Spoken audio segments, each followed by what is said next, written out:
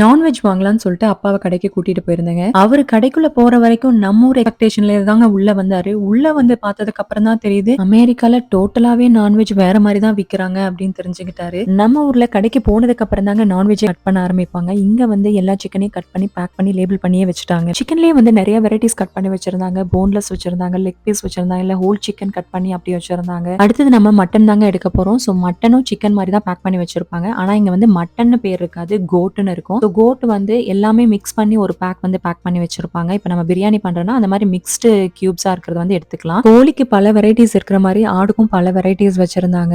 நம்ம ஒவ்வொரு non veg back எடுக்கும் போதும் அதுலயே வந்து எத்தனை பவுண்டுன்னு போட்டிருப்பாங்க, அதுக்கப்புறம் எவ்வளவு விலைன்னு சொல்லி அந்த டாலர்ஸும் ஸ்பெசிஃபை பண்ணிருப்பாங்க. சோ அதை பார்த்துட்டு கூட நமக்கு கம்மியா வேணும்னா கம்மியான விலையில கூட நம்ம எடுத்துக்கலாங்க. இங்க இருக்கிற இந்தியன் கடைகள் பாத்தீங்கன்னா ஒரு கிராசரி ஸ்டோருக்குள்ள தாங்க நான்வெஜ்ஜே விற்கிறாங்க. சோ சமையலுக்கு தேவையான காய்கறிகள், மளிகை சாமான், நான்வெஜ் இது எல்லாமே ஒரே